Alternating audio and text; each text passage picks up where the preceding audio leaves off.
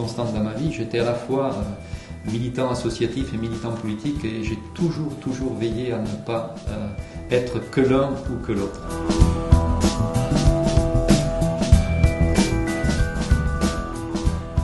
Il se trouve que le PSU ici avait disparu, enfin c'est sabordé en 1984, et donc en 1984 avec des copains on a créé un mouvement politique régional qui s'appelait FAIR, qui partait un peu on l'a appelé FAIR parce qu'on en avait un peu ras-le-bol des discours politiques, des congrès, des grands discours, des grandes messes, etc.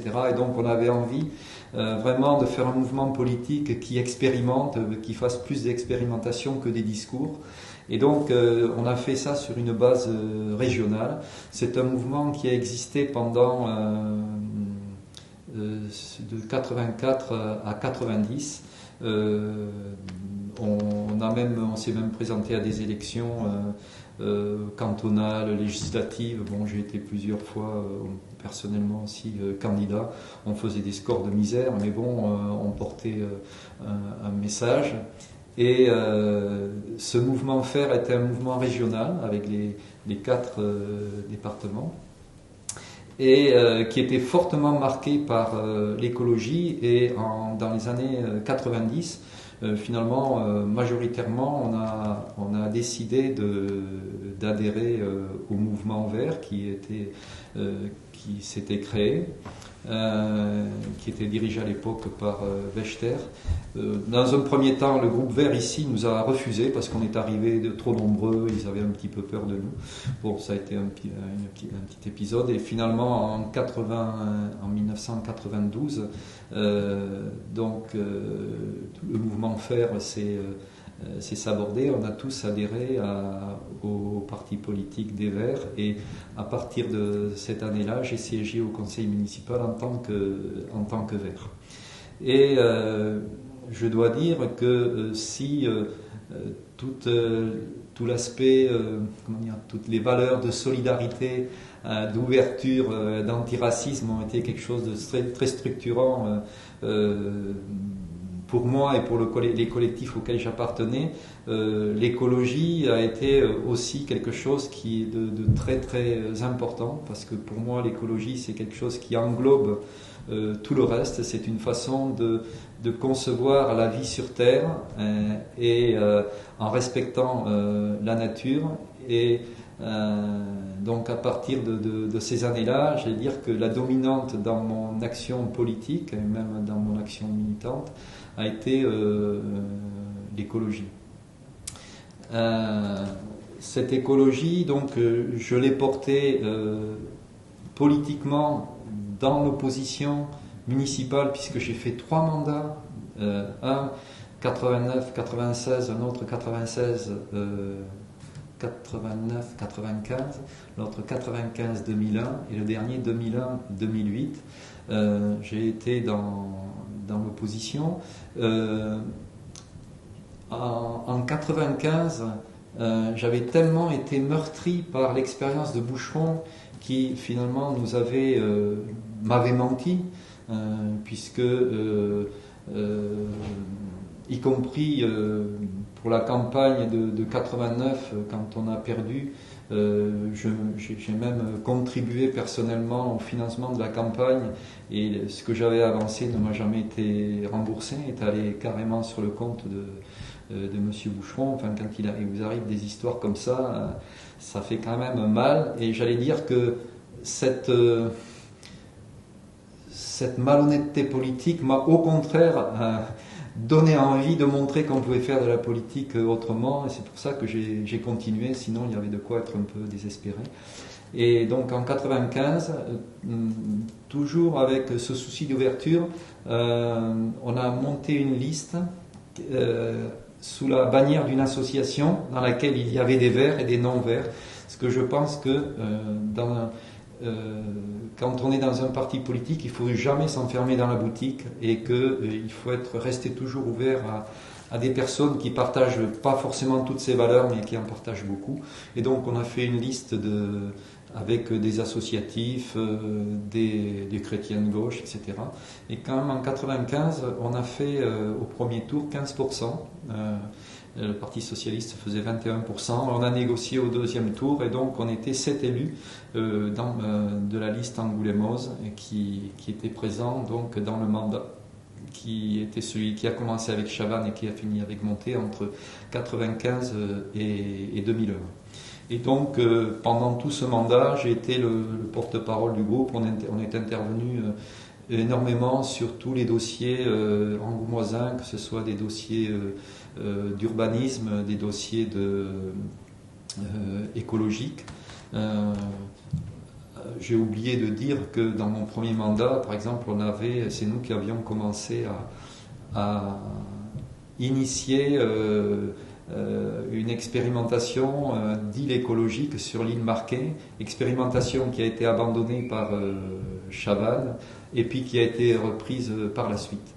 Une ligne que je me suis toujours donnée et que, pas tout seul, avec les collectifs auxquels j'appartenais, c'était toujours d'assortir la critique, la contestation politique de propositions.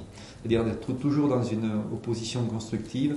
Je pense que ça, c'est un des principes de l'écologie. L'écologie ne peut pas fonctionner que dans la critique, la destruction, mais doit aussi...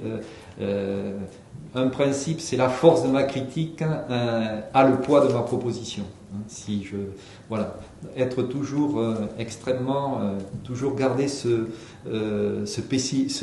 optimisme stratégique qui permet dans un monde politique qui est finalement très dur, très gaspilleur d'énergie, souvent négative. Parce que la politique c'est quelque chose de très noble et en même temps c'est le règne des rapports de force, c'est le règne de la méfiance, c'est le règne de la concurrence ça si on y prend garde, ça peut vraiment être extrêmement destructeur. Et donc, ce à quoi j'ai tenu beaucoup pendant tous ces mandats, c'était de fonctionner collectivement. Tous les conseils municipaux, on les préparait ensemble, on étudiait les dossiers de façon que quand j'intervenais ou quand d'autres copains intervenaient, on le faisait au nom d'un groupe. J'ai donc été conseiller municipal d'opposition jusqu'en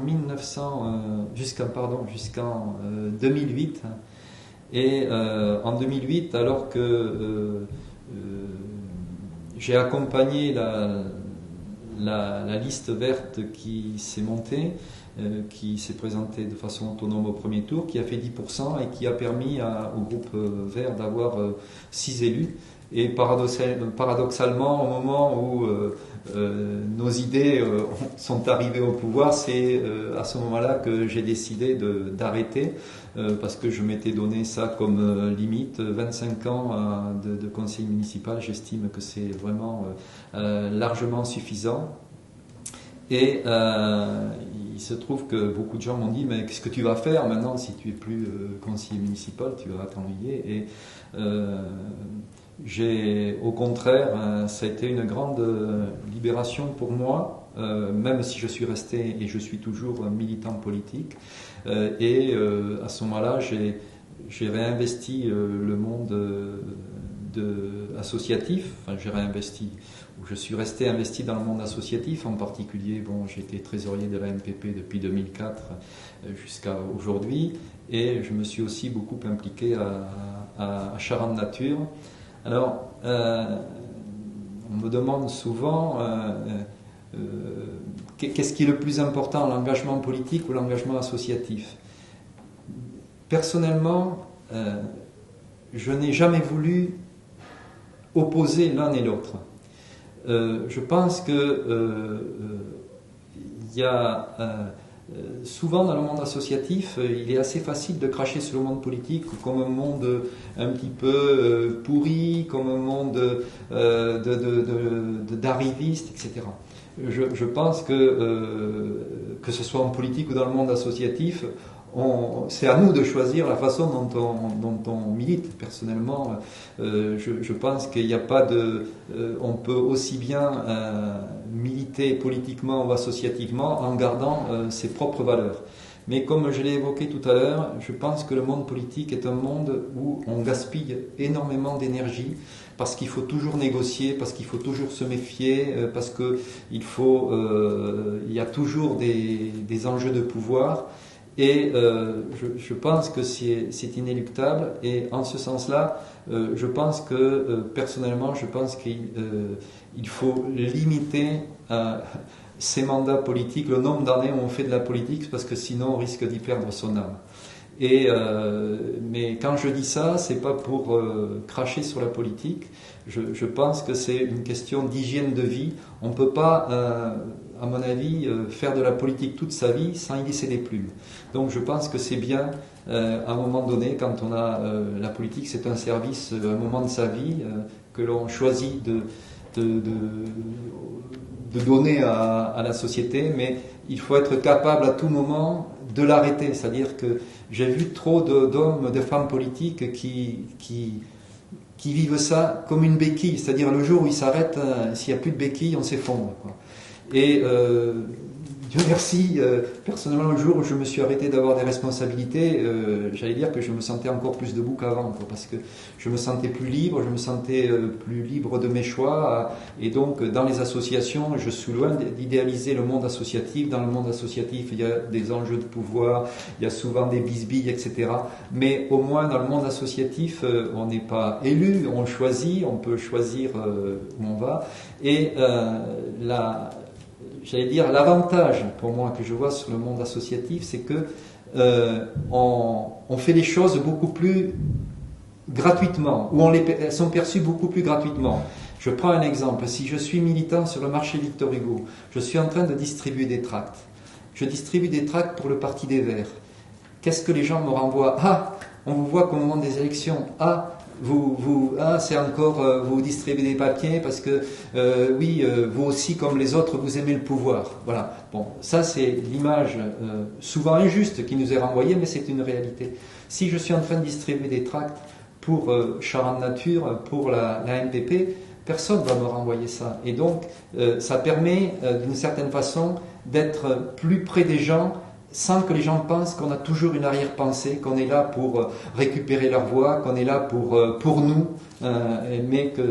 Donc ça, c'est la force du monde associatif. Et je pense aussi qu'il faut avoir la force à des moments de sa vie, de faire de la politique pour la transformer, mais je dois avouer que c'est très difficile. Et que quand je me suis engagé en politique, je me suis engagé pour transformer la politique, et que 25 ans après, je m'aperçois que je n'ai pas fait bouger grand-chose. Voilà. Mais ceci dit, c'est pas pour ça que ça me décourage, parce que la politique, c'est quand même important.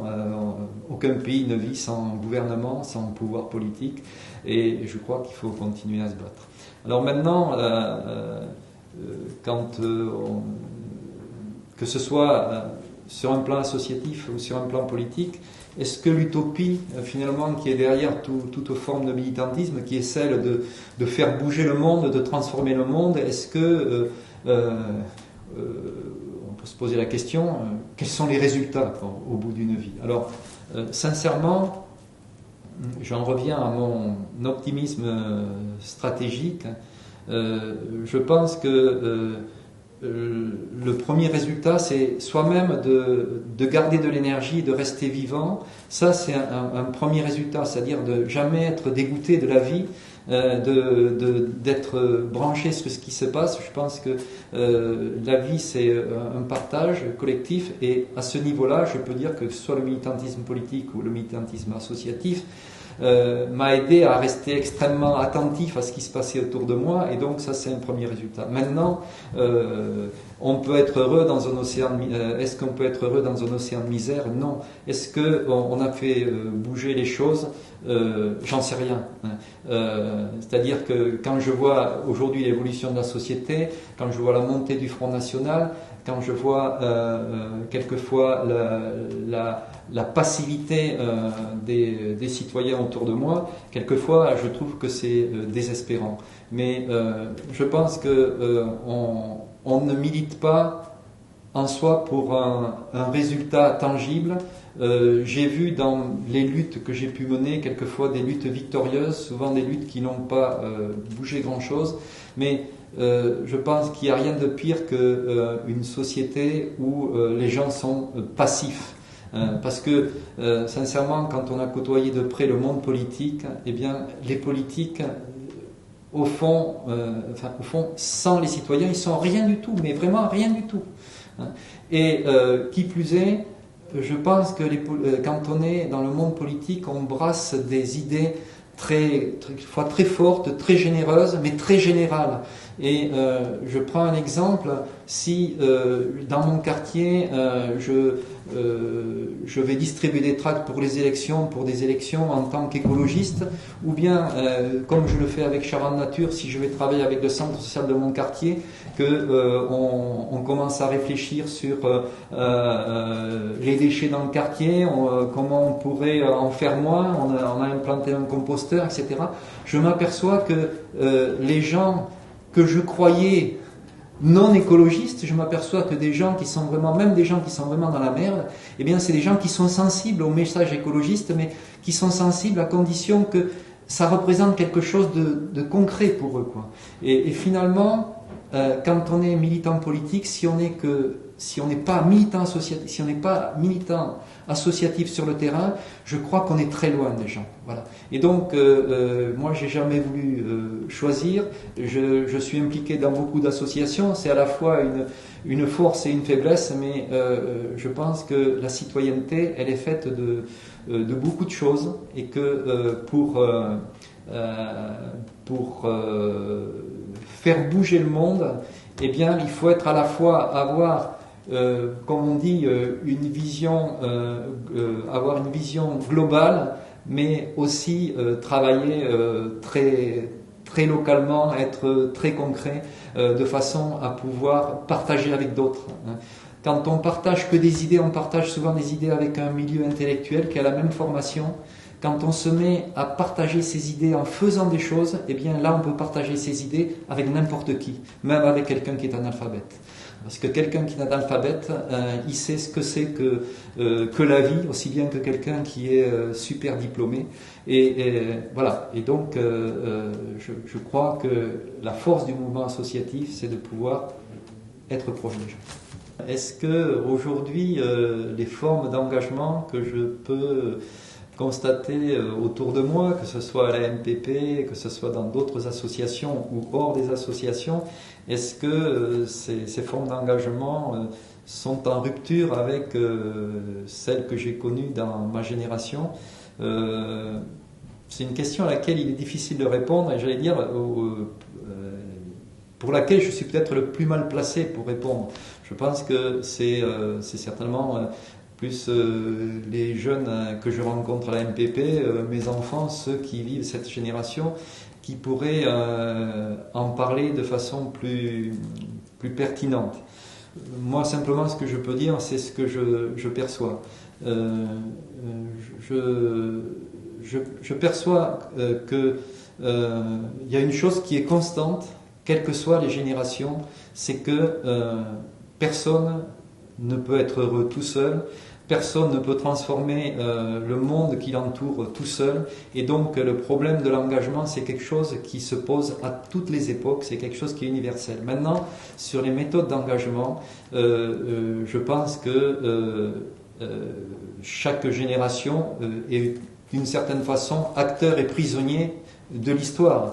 Moi j'ai commencé avec la guerre d'Algérie, je suis né pendant la guerre, je ne l'ai pas choisi, je suis arrivé à un moment de l'histoire comme n'importe qui arrive à un moment de l'histoire.